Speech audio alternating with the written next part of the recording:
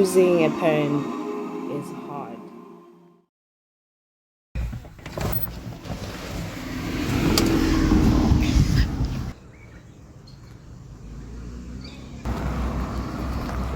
Ay, bo, muchiso.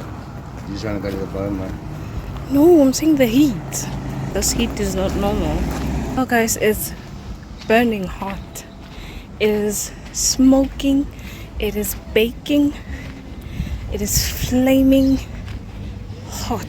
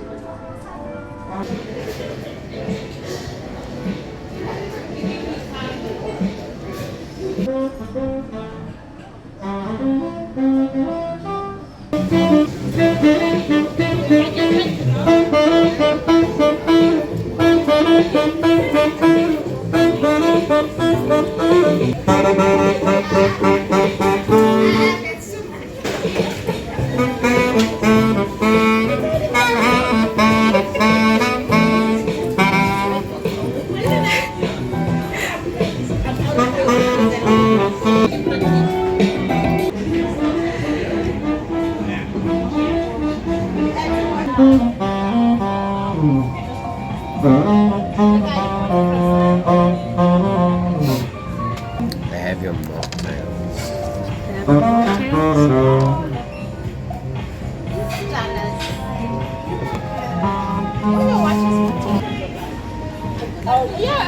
Durban style curry chicken is 85 rand.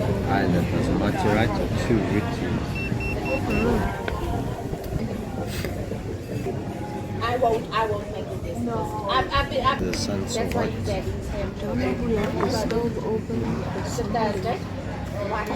And we're not playing about it. They said fire. Everyone wanted.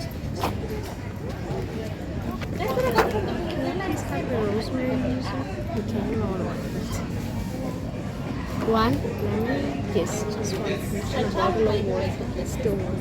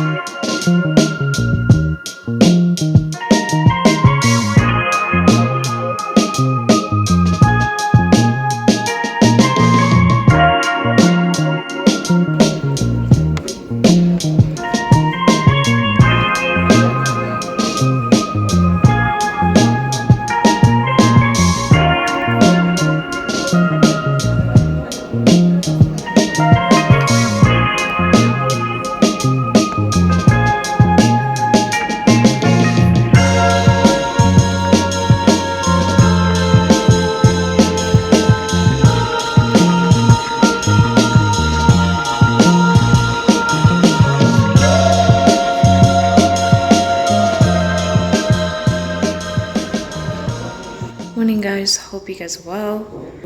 Today it's Wednesday. I just went on tea now, so you know it's just 15 minutes. So I was waiting for the bathroom to clear so that I can be able to speak to you guys and just say hi. Morning. This is the outfit for the day. The skirt from a store called PQ Clothing. Is it PQ? Yeah, I think I got it from PQ Clothing, and this shirt is from Foschini, and then the shoes are from Mr. Price.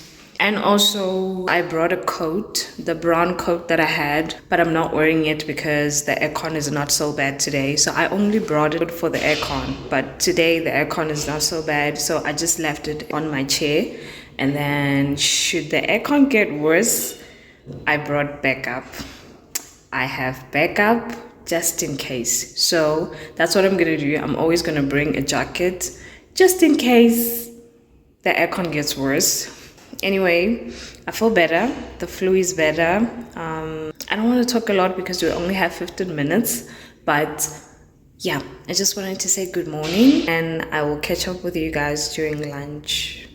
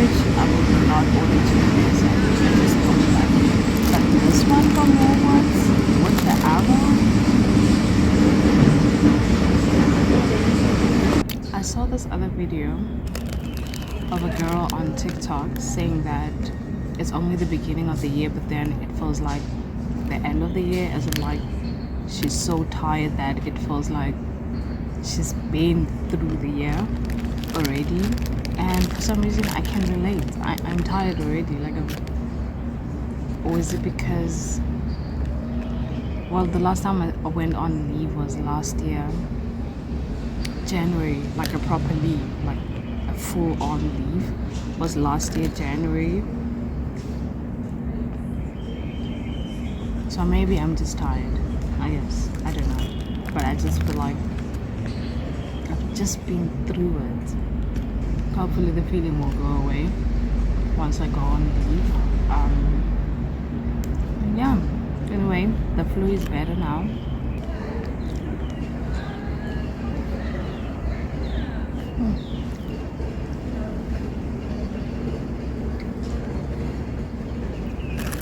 People that don't like avocado, you better start liking avocado, because people that are using Samsung, please tell me, every time after you update your phone, doesn't it feel like you bought a brand new phone? Or is it just me? I've been a Samsung girl for years, and I'm gonna stay a Samsung girl. I just love it. Every single time you update your phone, it's like you have a brand new phone, like completely brand new. I always get people complimenting my pictures or my videos, like when I'm recording with other people. They always think I'm using an iPhone, and I'm like, my phone is not an iPhone. I'm using a Samsung. They're like, which iPhone is this? I'm like, it's not an iPhone. It's a Samsung.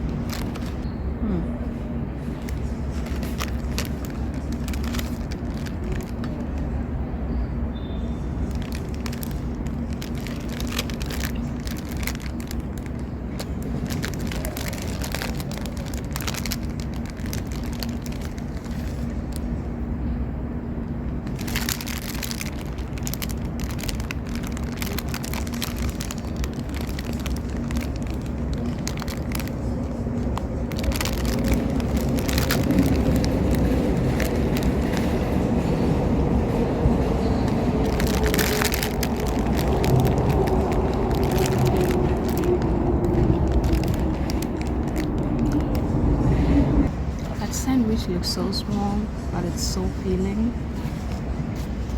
It's so good. So I'm done eating. Dijelele na mayake no it's ka plastiking. Nigitlo yino hai wa hloka like yino because it's that good. I'm just use a plastic you di yes. Girl, I still have like a good 30 minutes of my lunch. So I'm gonna try find a spot to go take pictures. One of my favorite YouTubers just posted a video. Today is her posting day. She usually posts on Wednesday in the morning. It's Adele with one L, and then the surname is Cerna. It's Adele Sana. So I'm gonna go take some pictures, then come back and watch Adele, and then probably go back to work, and then I will catch up with you guys when I'm done with work.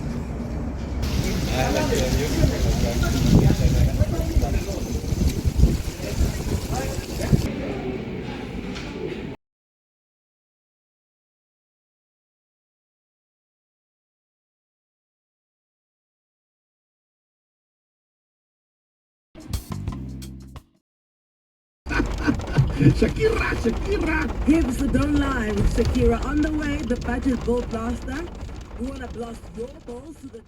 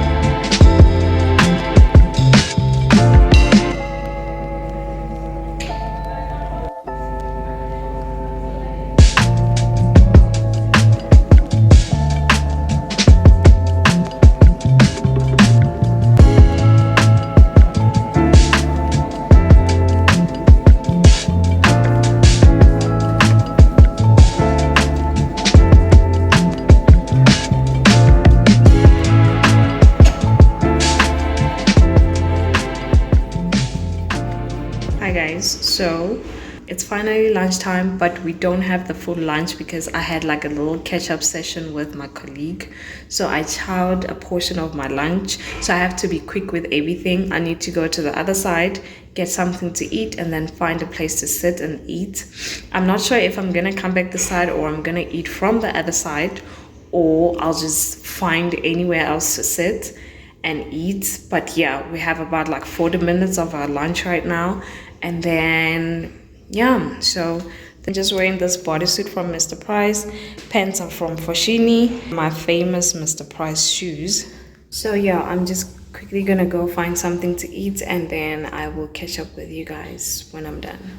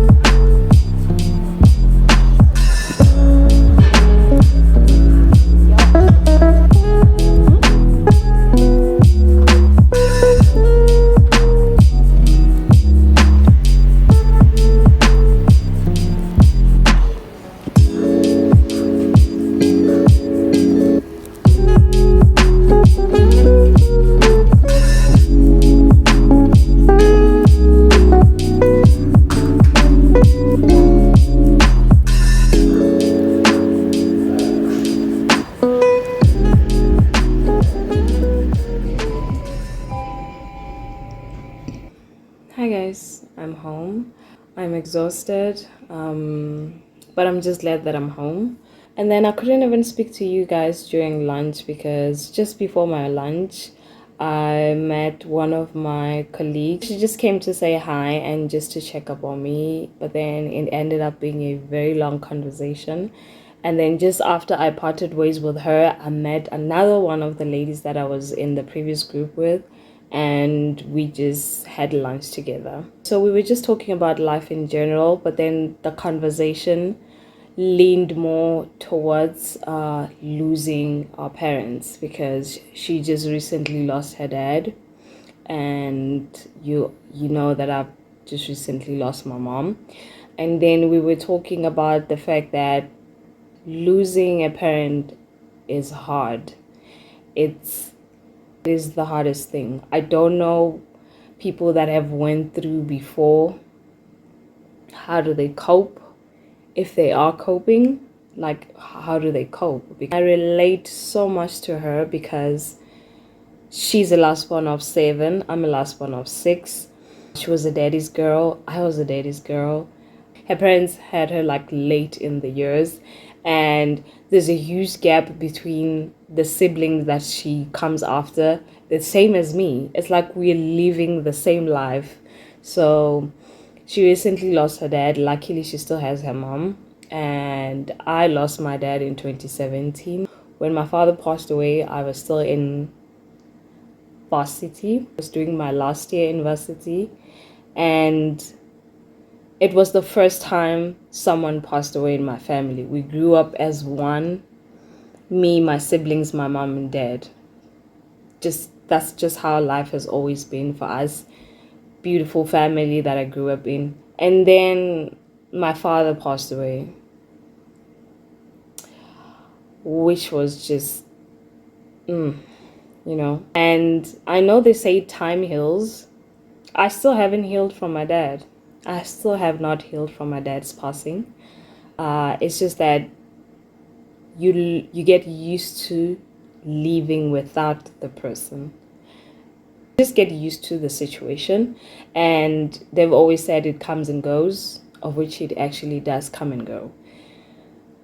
And one thing I can tell you, he left like a huge gap.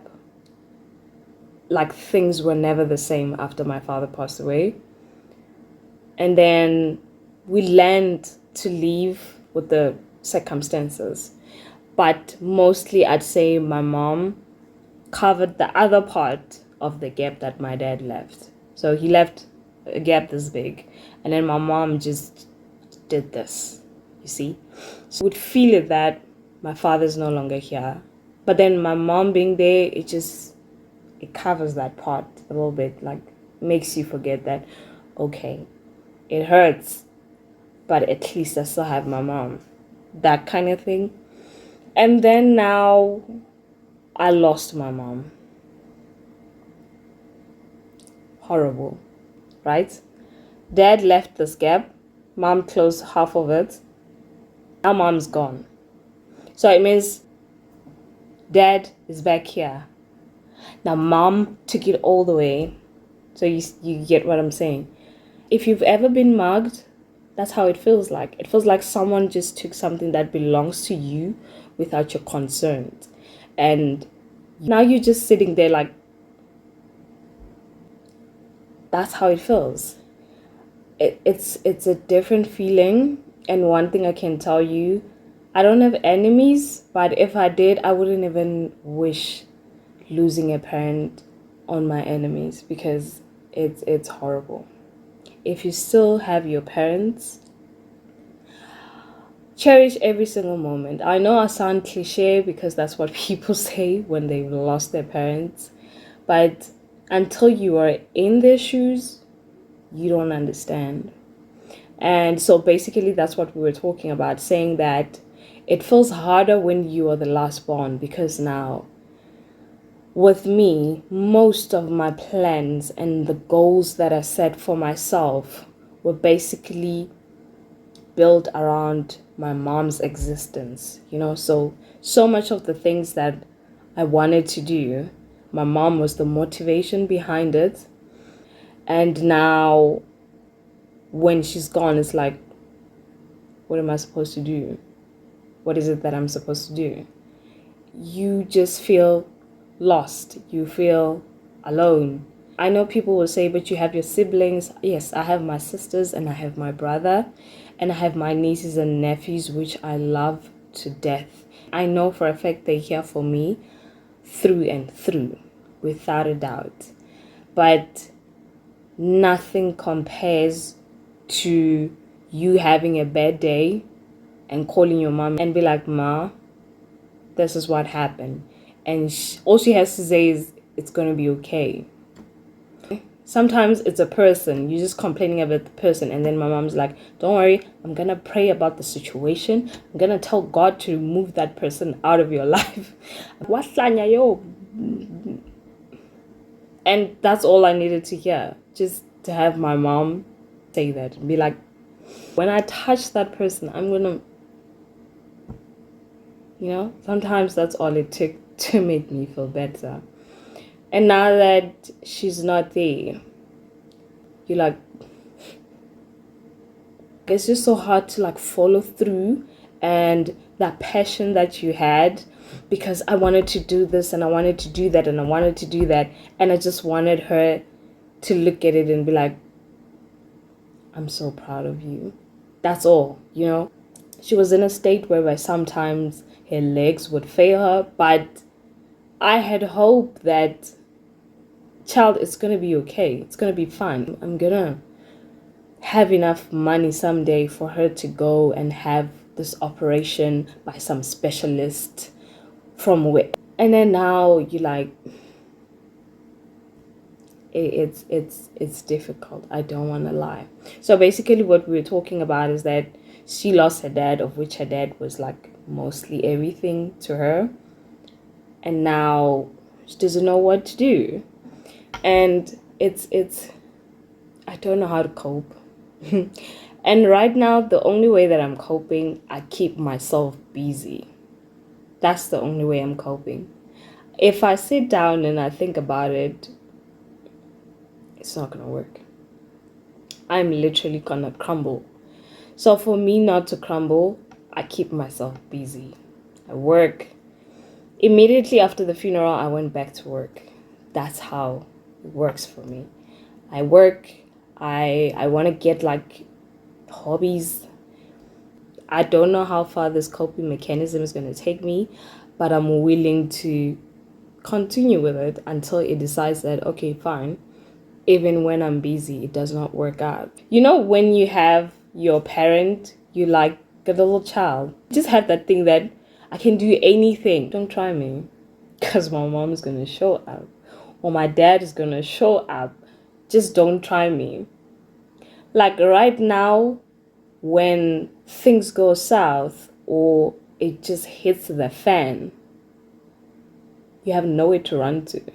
That's how it feels. You have absolutely nowhere to run to. Everything, I need to face it myself. And of course, we know that at some point our parents are not going to be there. But then when it happens, it's one feeling that I cannot explain. And also, it's confusing. My mom, she's always been like sick, but not like sick as in like sick. No, just a little something in my chest. I just have a pain on my back today. She was diabetic, but it was not like horrible situations where she's in and out of hospital constantly. No, it was that thing where some days would be worse, but then some days will be better.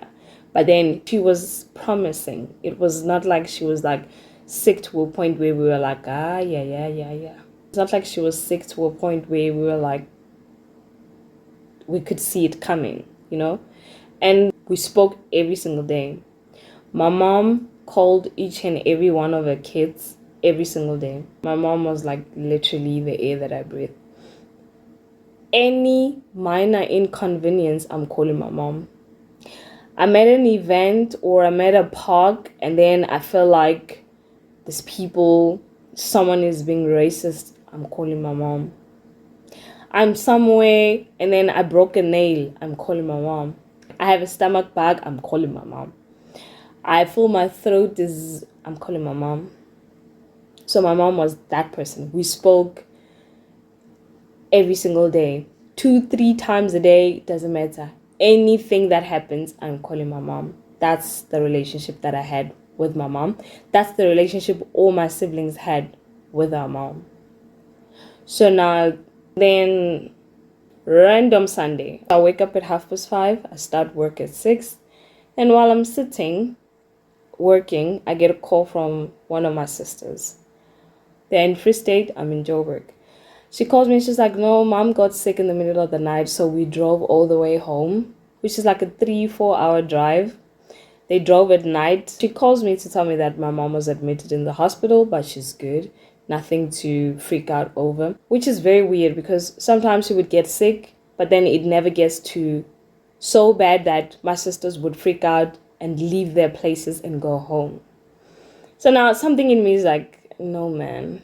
The fact that they're all home, I also want to be home, you know? So I tell my partner that my mom was admitted in the hospital last night, but it's nothing crazy. I just wish I could be able to see her. And then I checked the buses.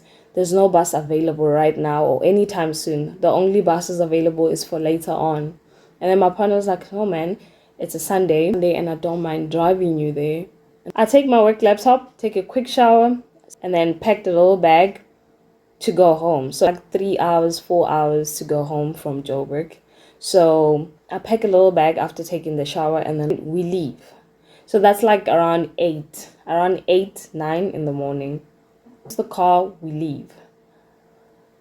About an hour and a half, like I'm working in the car, and then about an hour and a half.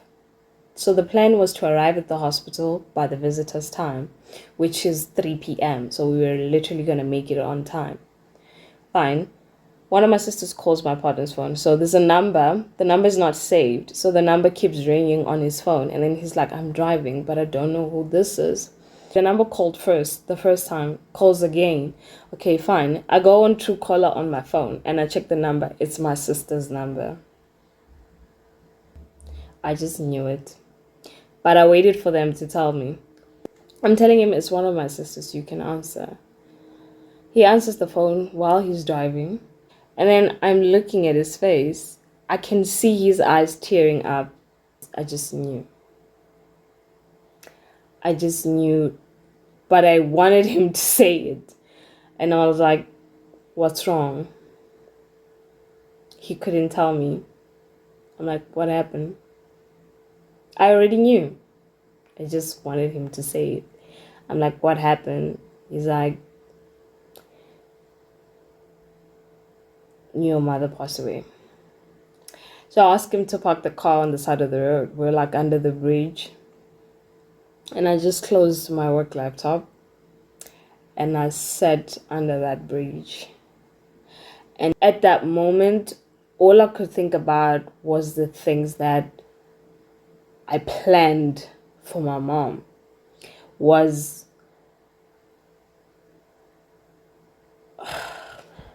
She made a promise to me and she told me that I'm not going to leave this world before I see your kids. And I always said, you're going to wait a very long time. And then I would laugh. And when that happened, I was literally on my way to see her at the hospital. That was the last thing I needed to hear. So basically, my whole world just shattered into pieces. And things were never the same. I can imagine the people that are the only kids at home, like you, it's just you by yourself. When that happens to you, what do you do? Where do you go from there?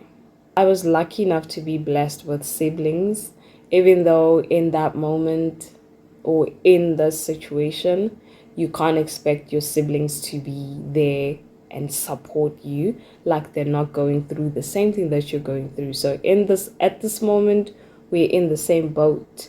I was lucky enough to be blessed with the partner that I have and his family, my friends, and some of my colleagues. I can actually get to sit down and have these types of conversations with. I can imagine when you don't have anyone, how does that feel?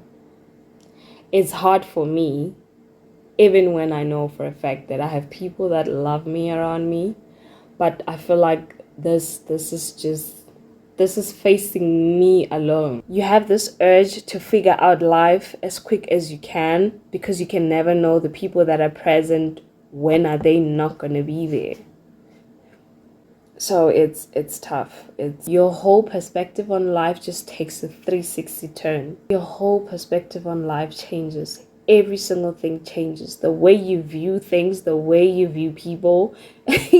And while it's still new, every single minor inconvenience, like I could walk in a store right now and someone could accidentally bump me with a trolley. You feel like crying, like, so just because my mom is not here, you won't bump me with a trolley? It's like people are coming for you. I feel like you're being attacked, even though those people don't even know you. You just met in a store and you fought over a packet of potatoes. Just when you're about to grab it, somebody else comes and grabs it, and then you're like, so don't chamla just because hagin about so it's weird, but I guess we're still learning. Well, I just felt like I needed to talk about this. The reason I started talking about this is because I was saying I met the other two ladies from my previous group, such beautiful souls. And I'm happy that we actually had the conversations we had today. I feel like God wanted to pass a message, basically to say, you're not alone. You've never had this conversation with anyone, especially at work. And to be honest, I avoided a lot of people from my previous group because it happened while I was still in that group. And also I avoided all the calls. There will be people calling me on Teams and I already knew what they wanted to say and I just didn't want to hear it. So coming across Ellen and Ionela today was what I needed, but I didn't know that I needed. That's when I knew that God is talking to me. I didn't know how much I needed it, but now I do. Basically, that's why I couldn't speak to you guys during lunch. And yeah, anyway, hope you guys are all well. I'm just gonna pass the same message that I got today, that you're not alone. Whatever it is that you're going through, you're not alone. And the most important thing is that it's gonna get better. Anyway, thank you so much for watching. I will see you guys in my